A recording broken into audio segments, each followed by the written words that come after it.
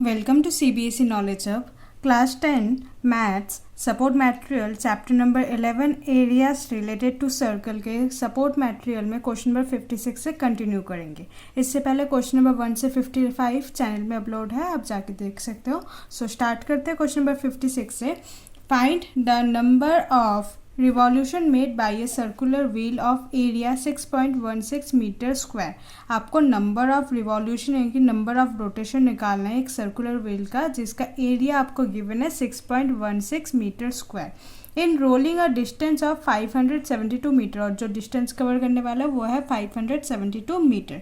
सो आपका area given है, आपको एरिया से तो काम नहीं चाहिए, आपको क्या निकालना होगा, सर्कमफेरेंस। जब भी नंबर ऑफ रिवॉल्यूशन है आपको सर्कमफेरेंस और डिस्टेंस चाहिए होता है। सो अब सर्कमफेरेंस निकालने के लिए रेडियस चाहिए, और हम क्या करेंगे, एरिया को यूज़ करके पहले रेडियस निकालेंगे। ओके, फिर जो रेडियस आएगा उससे हम सर्कमफेरेंस निकालेंगे, उसके बाद number of revolution.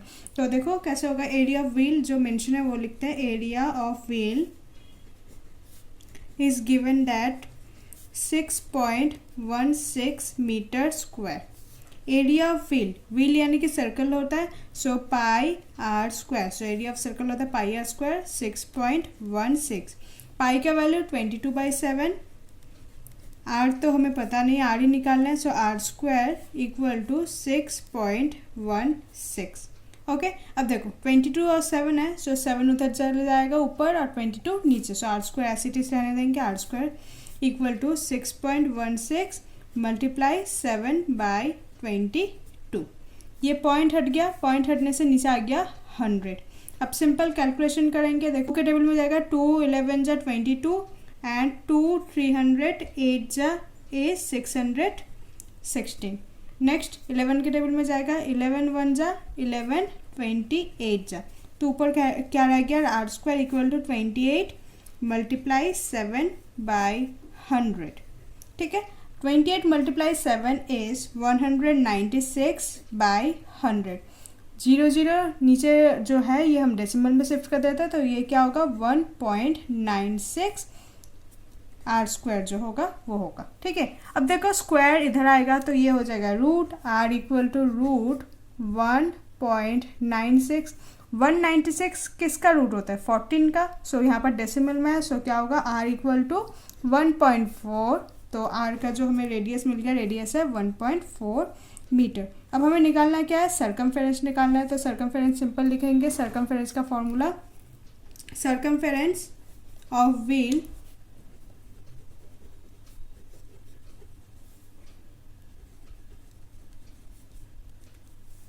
To pi R, 2 multiply 22/7 और रेडियस है 1.4।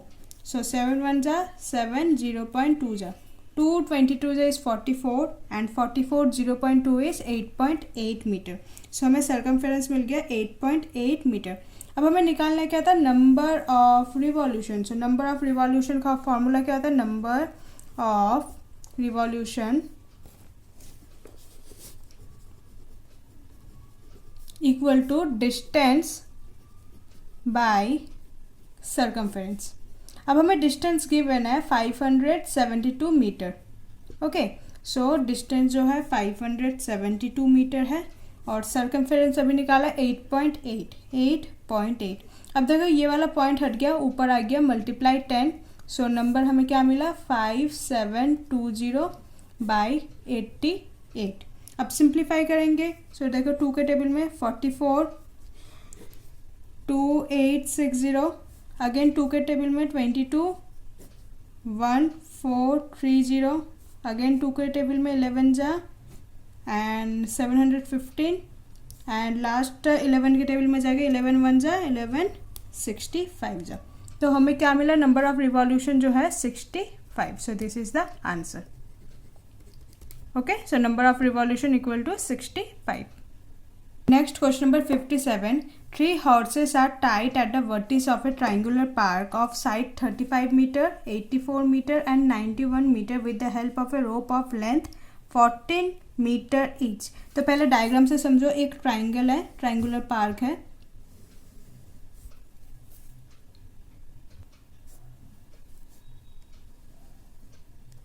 एंड ट्राइंगुलर पार्क का जो हमें गिवन है, जो साइड है 35 metre, 84 metre, 91 metre. So 35 metre, 84 metre and 91 metre. Side का नाम भी दे देता है A, B and C. Okay, अब तीनों कॉर्नर में, तीनों वर्टिसेस में 3 हॉर्स को यहाँ पर टाइट अप करके रखा है, जिसका जो लेंथ है, लेंथ ऑफ रोप है वो है 14 मीटर.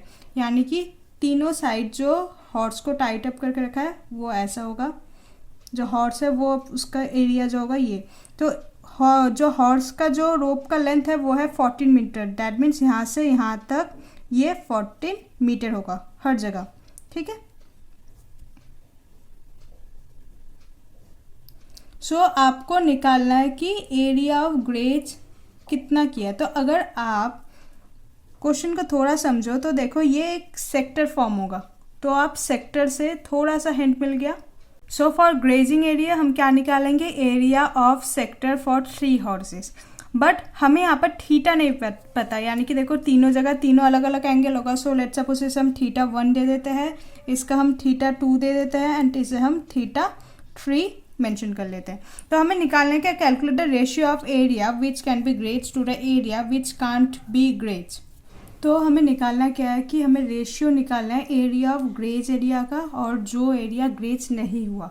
तो आपको दोनों ही निकालना होगा, एरिया ऑफ ट्राइंगल भी निकालना होगा, एरिया ऑफ ग्रेज एरिया भी निकालना होगा. फिर एरिया ऑफ ट्राइंगल से ग्रेज वाला माइनस कर दोगे तो आपको नॉट ग्रेज वाला एरिया आपको मिल जाएगा. सो पहले तो हम एरिया ऑफ ग्रेजिंग एरिया निकाल लेते हैं. Area grazed by horse, area grazed by horse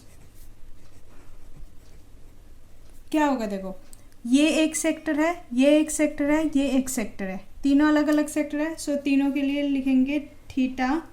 इसके लिए हमने θ1 लिया है, so θ1 by 360 degree pi R square. क्योंकि यहाँ पर रेडियस सबका सेम है तो यहाँ पर हम R1, R2, R3 नहीं लेंगे, सबका रेडियस 14 है तो वो हमारा कॉमन रहेगा. Plus θ/2 by 360 degree pi R square, ये हमने इसके लिए लिया. अब नेक्स्ट इसके लिए plus θ3 by 360 pi R square. ठीक है. अब देखो यहाँ से θ1, θ2, θ3 पाई आर स्क्वायर का आप कॉमन अलग कर सकते हो, तो पाई आर स्क्वायर अलग कर दो. अब देखो θ1 प्लस θ2 प्लस θ3 बाई 360. हमने बस पाई आर स्क्वायर कॉमन ले लिया क्योंकि पाई और आर स्क्वायर का वैल्यू सब में सेम होने वाला है. अब देखो θ1, θ2, θ3 होगा 180. वो कैसे, वो देखो sum of interior angle of a triangle क्या होता है 180, यानी कि θ1, θ2, θ3 इन तीनों का एंगल जो सम होगा वो होगा 180. इसलिए यहाँ पर हमने θ1, θ2, θ3 की जगह 180 ले लिया. अब देखो by 360 degree pi R square. अब यहाँ पर मेंशन कर देती हूँ कि θ1, θ2, θ1 plus θ2 plus θ3 equal to 180 as sum of interior angle of a triangle. Reason ये होगा sum of interior angle of a triangle.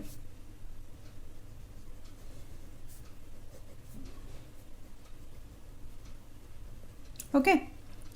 आगे देखो 180 1 जा 180 2 जा.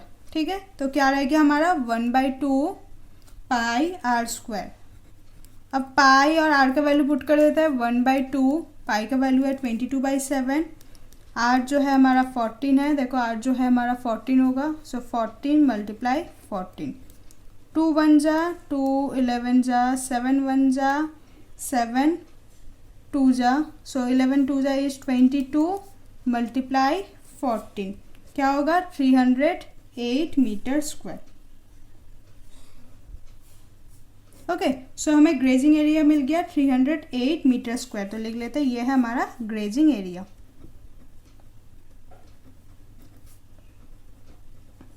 अब हम ये प्रूफ करेंगे कि ये जो ट्राइंगल है ये राइट एंगल है कि नहीं. अगर राइट एंगल हुआ तो हमें एरिया निकालना थोड़ा इजी हो जाएगा, half multiply base multiply height करके।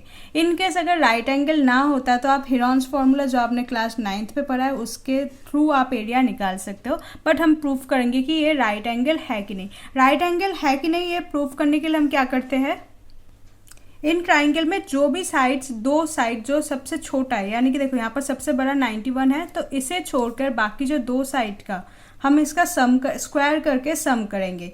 तो जो भी आंसर आएगा उसका जो स्क्वायर रूट होगा वो अगर 91 हुआ तो डैट मीन्स वो राइट एंगल होने वाला है। तो करके ही देख लेते हैं एक बार। देखो सबसे छोटा साइड कौन सा, 35 एंड 84, डैट मीन्स BC और AB। सो AB का स्क्वायर प्लस BC का स्क्वायर, ये निकालेंगे। AB का वैल्यू क्या है, AB का वैल्यू है 84, सो 84 का स्क्वायर प्लस BC का वैल्यू है 35 का स्क्वायर। 84 का स्क्वायर क्या होगा 7056 प्लस 35 का स्क्वायर क्या होगा 1225, दोनों का सम करो 8281। अब देखो 8281 किसका रूट होता है, 8281 जो होता है वो होता है 91 का ही रूट, और 91 ही हमारा थर्ड साइड है, डैट मीन्स ये हमारा एक राइट एंगल होगा। सो देखो 8281 जो है ये है 91 का ही स्क्वायर है, और 91 किसका है, 91 जो था वो हमारा थर्ड साइड है, तो मेंशन करते हैं 91 is the third side, that is A and C, AC। Okay, so हमें यहाँ से ये मिल गया कि ये जो है ये एक राइट एंगल ट्राइंगल है। तो राइट एंगल कहाँ पर होगा, जो देखो 91 है तो इसका ऑपोजिट एंगल कौन सा होगा, ये B। सो B में ये राइट एंगल फॉर्म करेगा, तो मेंशन कर देते हैं therefore ABC is an right, ABC is a right angle and angle B is equal to 90 degree, that means angle B जो है वो हमारा परपेंडिकुलर बनने वाला है। ओके, उसके बाद देखो एरिया ऑफ ट्राइंगल निकालना होगा। Area of triangle, area of triangle का फॉर्मूला क्या था, half multiply base, half multiply base multiply height. अब देखो हाफ बेस हमारा क्या होगा, बेस होगा हमारा A and B, and height यानी कि परपेंडिकुलर वाला, सो B और C जो होगा वो होगा हमारा हाइट, सो मल्टीप्लाई BC। अब वैल्यू पुट कर देता है, हाफ AB का वैल्यू है आपका 84 एंड BC का वैल्यू है आपका 35। सिंप्लीफाई करते हैं, 2 1 जा 242 जा, so 42 multiply 35, 42 multiply 35 is 1470 metre square. So ये आपका एरिया ऑफ ट्राइंगल मिल गया। ग्रेजिंग एरिया तो आपको पहले ही मिल गया, तो एरिया ऑफ ट्राइंगल से ग्रेजिंग एरिया सब्ट्रैक्ट कर दो तो नॉट ग्रेजिंग एरिया आपको मिल जाएगा। सो वही करेंगे, area can't be grazed equal to area can't be grazed equal to area of triangle ABC और माइनस कर देंगे किसे, एरिया ऑफ ग्रेज और grazing area. So area of triangle ABC क्या था 1470 मीटर स्क्वायर, सो लिखेंगे 1470, और एरिया ऑफ ग्रेजिंग हमारा क्या निकला था 308, सो 1470 से 308 माइनस करेंगे तो क्या होगा 1162 मीटर का स्क्वायर। ठीक है, अब हमें रेशियो निकालना था। रेशियो किसका निकालना है, grazing area ratio not grazing area. So लिखेंगे ratio equal to graze area by not grazed area. So grazed area हमारा क्या है 308 और नॉट ग्रेज्ड एरिया क्या है 1162। डिवाइड करते हैं 2 से, तो 2 से डिवाइड होगा, ये होगा 154 एंड ये होगा 581। देन ये 7 से डिवाइड होगा, 722 जा एंड 783 जा। सो हमें रेशियो मिल गया 22/83 और ये सिंप्लीफाई नहीं हो सकता। So ratio is required, ratio जो होगा वो होगा हमारा 22/83। ओके, थोड़ा समझने वाला क्वेश्चन था, आप 1-2 बार प्रैक्टिस कर लो तो आपको ये क्लियर हो जाएगा और भी बेटर से क्लियर हो जाएगा। ठीक है, 2 circle touch each other internally, the sum of their area is 116 pi centimeter square and distance between their centre is 6 centimetre, find the radii of the circle. So देखो ये हमारा लास्ट क्वेश्चन है support material के, but not the list. So देखो दो circle है, यानी कि एक बड़ा सर्कल है उसके अंदर और एक छोटा सा सर्कल है, उनका जो सर्कमफेरेंस है कहीं ना कहीं एक जगह टच करेगा, तो उनका जो सम ऑफ एरिया होगा वो होगा 116 पाई सेंटीमीटर स्क्वायर, और उन दोनों का जो सेंटर का जो डिस्टेंस होगा वो होगा 6 मीटर। उन दोनों का रेडियस हमें निकालना है। सो पहले मैं इसका डायग्राम बना लेती हूँ। सो देखो ये होगा कुछ ऐसा डायग्राम, ये होगा बड़ा वाला सर्कल और ये छोटा वाला सर्कल इंटरनली टच है सर्कमफेरेंस में। जो बड़े वाला सर्कल है उसका ये होगा सेंटर, तो सेंटर को इसका नाम दे देते हैं ओ, और ये जो छोटा वाला सर्कल है उसका ये है सेंटर और उसके सेंटर का नाम दे देते हैं लेट्स सपोज ओ डैश। अब जब बड़े वाले सेंटर से जो इसका जो इसका रेडियस होगा ये होगा R1, ये पूरा होगा R1, और ये जो छोटा वाला सर्कल है यहाँ पर ये सेंटर है, ये इसका जो डायमीटर होगा सर्कमफेरेंस होगा ये छोटे वाले का ये है रेडियस, तो इसका नाम दे देता है R2। ठीक है, अब देखो यहाँ पर गिवन क्या है कि दोनों का जो सम ऑफ एरिया है वो है 116 pi centimetre square. Let's suppose ये जो बड़ा वाला सर्कल है इसे हम A1 ले लेते हैं, यानी कि एरिया 1, छोटे वाले सर्कल के एरिया के लिए एरिया 2 यानी कि A2 ले लेते हैं। सो देखो area 1 plus area 2 equal to क्या गिवन है 116 pi centimetre square, 116 pi centimetre square. Area का फॉर्मूला लगाते हैं पाई आर स्क्वायर। अब देखो बड़े वाले सर्कल के लिए रेडियस को चला गया है तो R1 ले लेते हैं और छोटे वाले के लिए R2 ले लेते हैं। सो प्लस पाई R2 का स्क्वायर इक्वल टू 116 पाई। यहाँ से आप पाई कॉमन ले सकते हो तो क्या रह गया R1 का स्क्वायर प्लस R2 का स्क्वायर इक्वल टू 116 पाई। अब देखो पाई से पाई हो गया कैंसिल आउट, तो रह क्या गया R1 का स्क्वायर प्लस R2 का स्क्वायर इक्वल टू 116। सो फिलहाल हम इसे इक्वेशन नंबर 1 मेंशन कर देते हैं।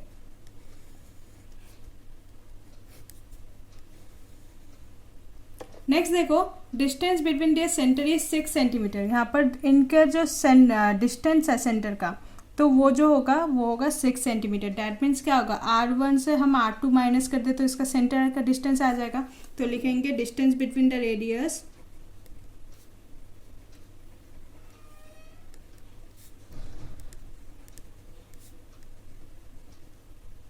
डिस्टेंस बिटवीन देयर सेंटर्स,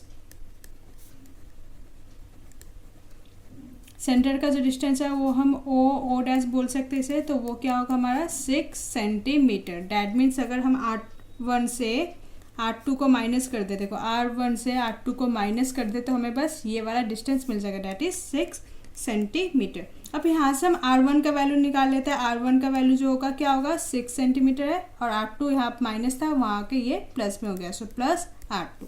सो इसे हम इक्वेशन नंबर 2 दे देते हैं। सो यहाँ से हम R1 का वैल्यू हमने यहाँ से निकाल लिया। अब करना कुछ नहीं है, सब्स्टिट्यूट कर देना वैल्यू को। R1 का जो वैल्यू है हम इक्वेशन 1 में पुट कर देंगे। So substitute the value of R1 in equation 1। Substitute the value of R1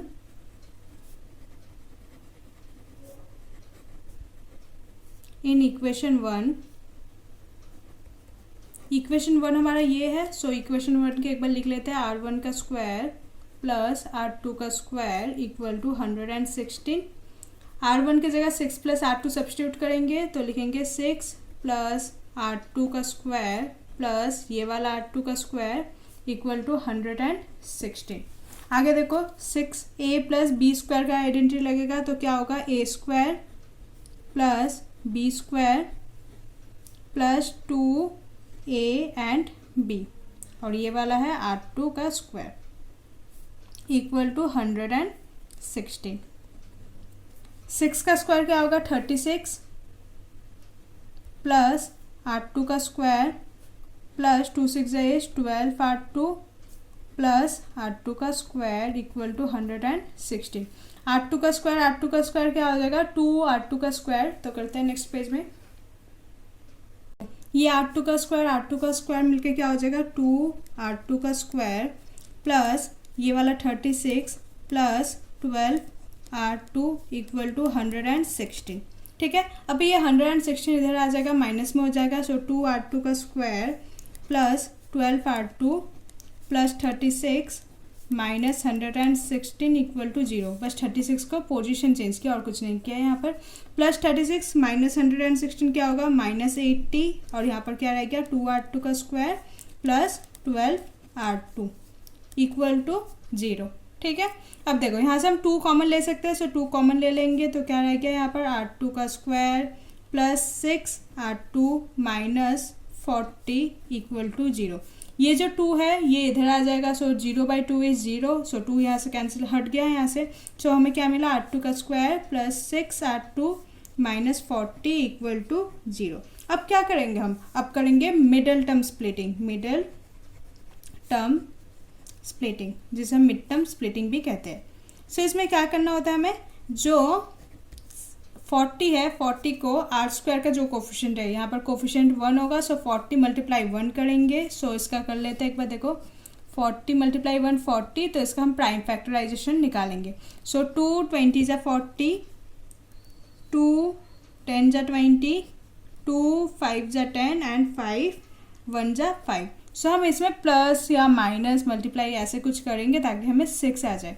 तो देखो 5 2 जा 10 और 2 2 जा इज 4। सो 10 से अगर 4 माइनस कर देते तो हमें 6 मिल जाएगा। सो मिडिल टर्म स्प्लिटिंग में यही होता है। सो लिखो R2 का स्क्वायर, अब ये प्लस में है तो क्या करेंगे plus 10R2 minus 4R2 minus 40 equal to 0। अब करना क्या होगा, इन दोनों में और इन दोनों में हमें निकालना होगा कॉमन।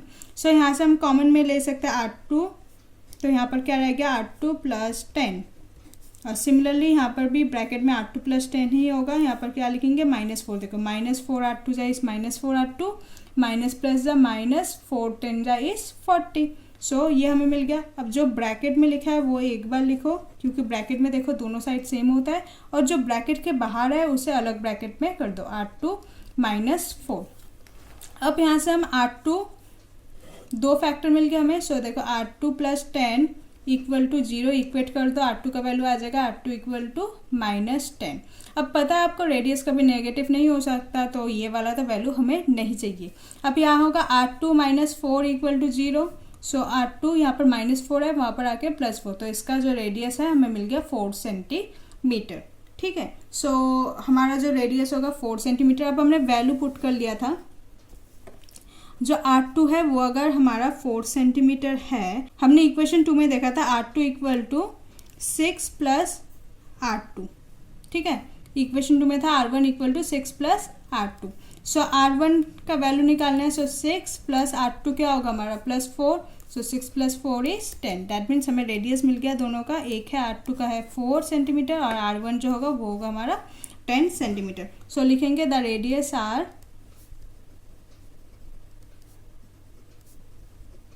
एक होगा 10 centimetre and another one is 4 centimetre. So यहाँ पर हमारा सपोर्ट मटेरियल एरिया से रिलेटेड टू सर्कल का ख़त्म होता है।